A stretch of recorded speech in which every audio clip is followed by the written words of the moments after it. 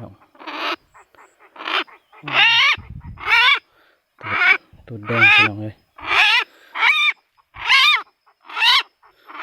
แดงกับแดงเลย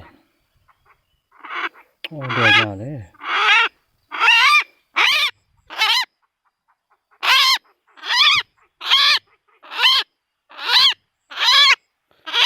สวยพี่น้องสวย